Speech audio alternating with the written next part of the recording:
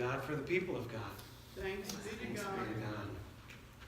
So let's talk about trust. When you hear that word, what comes to mind?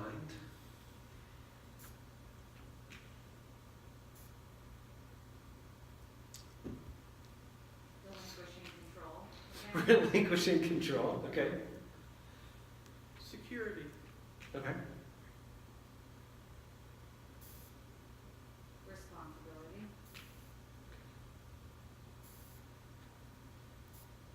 Believing in something or someone. Interesting. Depending on the translation that you use, that first part is do not fear, do not be afraid. Believe in God, believe also in me. That word believe could be translated trust. Mm-hmm. Trust. Mm-hmm. Trust in God, trust also in me. Trust. It's a very, very relational word, right? Mm-hmm. Very relational word. You can't take that word trust out of relationships. Or basically, if you don't have a good relationship, then you don't have trust. Trust and intimacy become very, very, very good partners. The attitude of trust, it cultivates intimacy. It does. It cultivates. It's actually supposed to cultivate intimacy, right? I don't know about you, but I've come across people that start relationships off with, I'm starting you at 0% trust, and you're going to have to work your way up. And then you come across some people whose personality profile is like, I'm going to trust you completely until you start knocking your way down, right? And then there's some people that are just like, I'll just completely trust you 100%. Dogs are, Yeah. Go ahead, kick me in 5 seconds, I'm going to come back because I trust you. That's craziness. Maybe they're onto something though. So trust is an attitude that cultivates intimacy. So I just want to stop for just a second and start by giving out the idea of first trusting yourself. How much do you trust yourself? Now, before you grade yourselves too harshly, okay? Before you grade yourselves too harshly about whether or not you trust yourself, how many of you worry about whether or not you're going to continue to breathe? Well, that's not ourselves. Okay, no, wait a second. So when we think about our self, which includes our bodies, right? It includes our bodies. Mm-hmm. Do we trust that, or do we have to consciously think about breathing in, breathing out, and for the love of God, if I stop being aware of breathing in or breathing out, my life depends on breathing in and breathing out, right? Do we trust that our heart is going to do what it does? We're going to trust that our lungs do what they do. Are we going to trust that, so when you put that into perspective, how much do we trust ourselves to do the work that needs to be done? We have confidence that our bodies, for the most part, are going to do what we need them to do. And again, I love that line from John Kabat-Zinn, who says, if you are breathing, there are more things right with you than they are wrong with you. Perspective. So there's a natural thing. There's a natural thing that we can trust. We can trust that this world is going to continue on. It's been here for billions of years. So they say. So they say.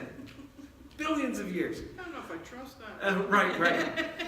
Could we all agree that the world's been here for a long time? And the sun will come up tomorrow. The sun will come up tomorrow, absolutely. And when I'm gone, will the world still exist? Yep. We can trust There's a whole lot of things that we can trust and have confidence in and believe in. And we have that intimacy. Philip has this moment where he basically says to Jesus in the midst of his dialogue, actually his monologue to them, and Philip says, wait a second, just cut to the chase. Show us the Father, and that'll be enough for us. And what's Jesus' response? Jesus' response is an actual response about questioning the intimacy that they've had over the past 3 years. Is it not? Is, Philip, we're like this. And if we're like this, then why are you questioning this? Why are you questioning the intimacy, the trust that we have with one another? Romans chapter 3. I love this translation because oftentimes we say that we are saved by faith in the grace of Jesus Christ. I love the other translation is we are saved by grace through the faithfulness of Jesus Christ. That Jesus Christ is, as our master teacher, as our rabbi, as our Savior, and I'm becoming more keen to the idea that we use so many different words in our Christian circles that doesn't match up. If I were to walk out of here and walk up to somebody and say, have you been saved? They're like, saved from what?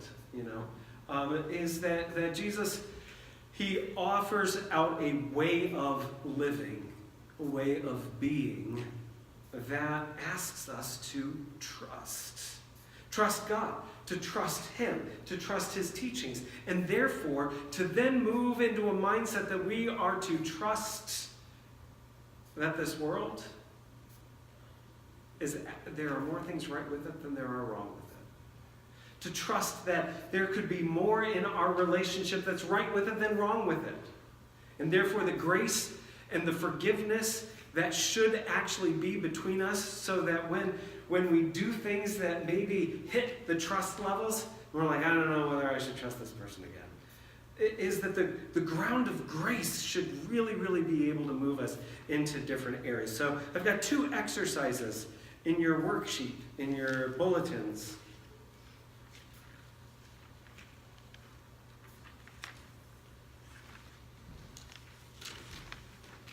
Also learning not to ask too many questions in these exercises. So I'm kind of bringing that down a notch a little bit. So just take a moment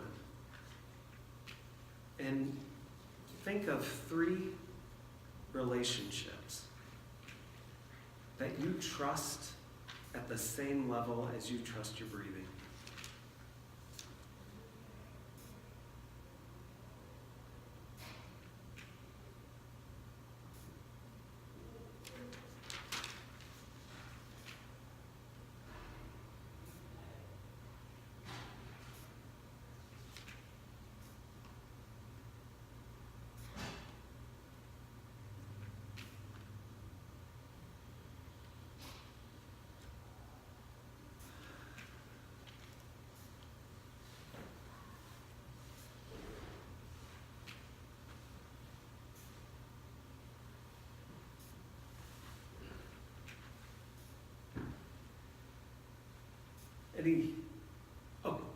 So how quickly were you able to come up with 3?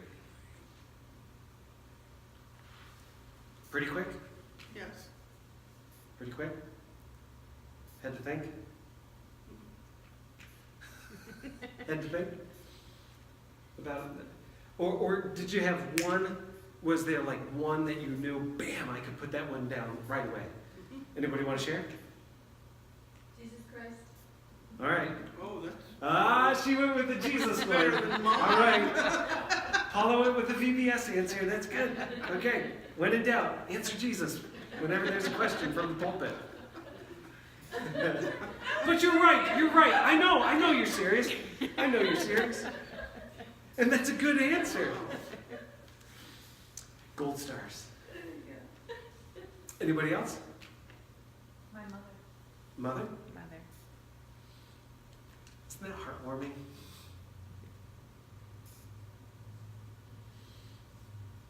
Well, mine's so I couldn't really do that. Well, through Jesus Christ, you still have that bond, right? Okay. Others? My friend Darlene. Okay. Right. This one was hard, I think, because breathing is, like you said, you don't think about it, so it's like ultimate trust. But Right. people, any person, depending on the task at hand, my level of trust varies. So, with my son, I ultimately trust that he'll put our relationship, foremost. But do I trust that he could run the household finances? No. Oh, Like, no. We're not talking about that. No, Right. but I think Yeah. the ultimate trust, to like compare trust with a person to That's trust right. how you're breathing, I honestly didn't put anybody because I was like, well, I don't really understand the question. Okay. Oh, right. And that's on me, not on you. Okay. So it's the idea of deepest intimate connection where you don't even think twice about that relationship. 99% of the time, you don't even think twice about whether or not that relationship is going to last. It's just in the present moment. Not even thinking past or future. I'm just talking in the present moment right now. When you think about a person right now that you trust like you trust your breathing to happen, who's on that list? Right.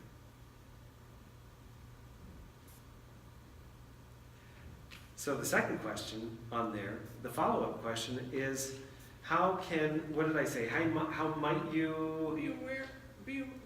Bring awareness to the three relationships in your life. You need more cultivation of confidence. Oh, no. So the follow-up question down at the bottom of exercise 1 is, how might you... Admiration of trust in them. Right. Tell them. Yeah, okay. You're at the top of my list. Wow, way to be direct,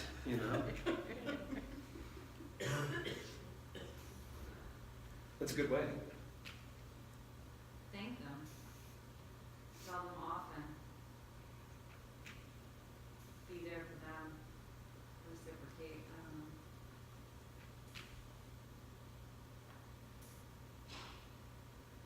Write them a thank you note. A lost start. Thinking of you. Right.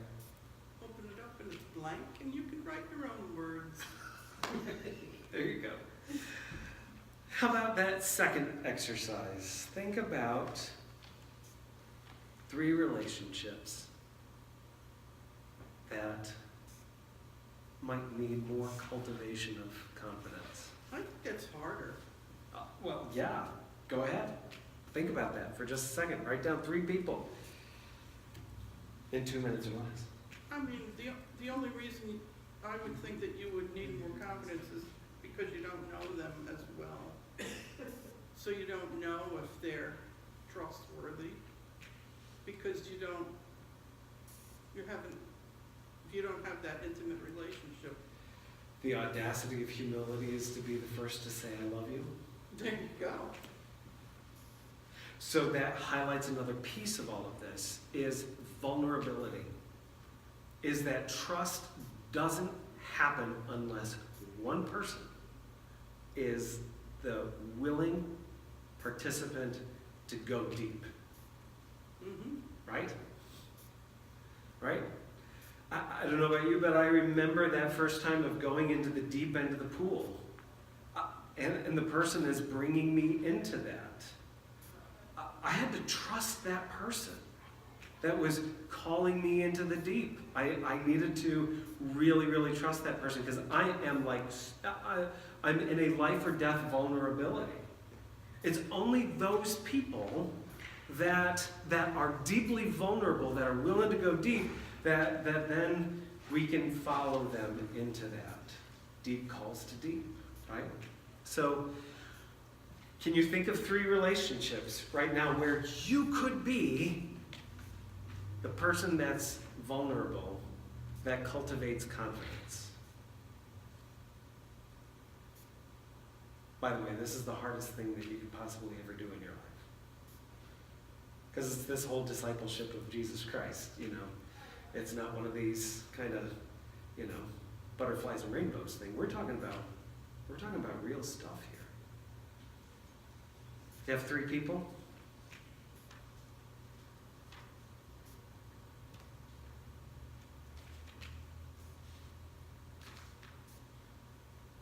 Do you have a person in mind that you know the 3 people that they need to have? From the That's standpoint even harder. no, I'm just saying we oftentimes can do that. We look at somebody else and it's like, oh, I know who they need to reach out to, you know. But ourselves, you know, putting ourselves into the spot of who am I willing to be vulnerable to, My kids. right? That's a good one. I find this like a hard, it's like, it was easier to come up with the second list The second list? because I feel like, you know, everybody's human. So like putting that complete trust. Like when I go for a ride, I like to be the one driving because I trust my driving.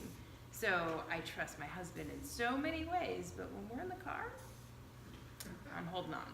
Have you met Megan? She loves to be the driver. So yeah, but it's like I always feel like, well, you can always do better.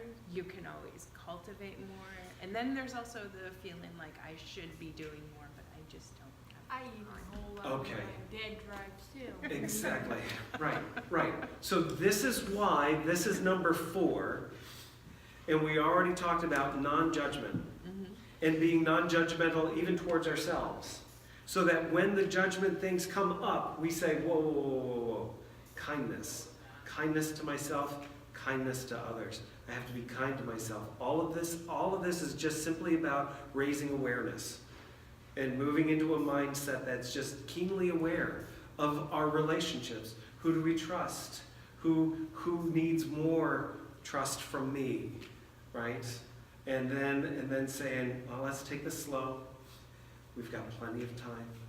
Let's be kind to ourselves. And if it's just simply, you know, moments where we can just cultivate, right? Cultivate. It's about taking it slow.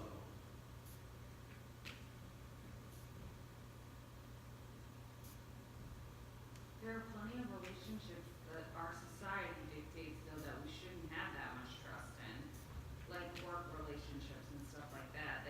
There is a line where you should stop being vulnerable, as you put it, or sharing, like it should be maintained. So to me, this question is a little difficult because it's walks a fine line of like, well, you have to select the people that you want to cultivate more with, but also make sure that you're meeting those societal things of not being too sharing with people that don't want you to be. There is the balance between healthy boundaries and the willingness to extend friendship, the benefit of the doubt, grace, forgiveness towards others, so that if we trust ourselves and we cultivate that trust, that relationship, and then we cultivate that relationship with who Jesus is and how he exemplifies things, we kind of follow that model. If we do follow that model, this is like ultimate vulnerability, right? Mm-hmm. So let's walk down the path of Jesus Christ and see where this takes us, right? Is that it says in Philippians 2 is that he emptied himself. You want to talk about, it says 100% vulnerability, and he took on the form of human being and took on the form of a human slave, emptied himself, and became obedient even to that part of life that we call death. So the vulnerability that we're called to, if we follow this example of Jesus Christ, becomes so vulnerable that are people going to take advantage of it? Yep. They're so going to take advantage of our vulnerability. But I'm coming to realize that it is so much more worth being vulnerable is to be jaded and cynical and have the walls up and prevent myself from being a friend to other people. You know, I want to give a huge shout out to the people that I just spent 5 days with in Maryland, where we worked on emotional intelligence. And I didn't know what to expect, but it was 5 intensive days going from 7:30 until 9 o'clock of just deepening friendships with people that you just met. And my life has changed because of these people that I met in 5 days. And I said to them, I have experienced more emotions in these 5 days than I probably have over the past 25 years.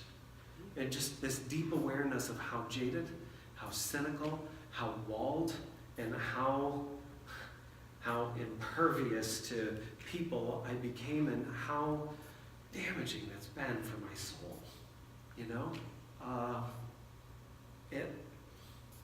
It's so worth being vulnerable and then letting it be on the other people that are going to take advantage of it. You know? That's where I'm at with this. So I want this to be an encouragement, a moment of inspiration for you. Be inspired, be encouraged. Take that risk. Take the risk of vulnerability to people that God places on your hearts. And maybe you just need to be like me in terms of the training that I just received. Take it slow. Take it slow. One person at a time, you know? None of us are at the Fiona level of walking in and saying, will you be my friend? And people immediately saying, well, of course I'll be your friend, you know? So one at a time. License, maybe so. Amen.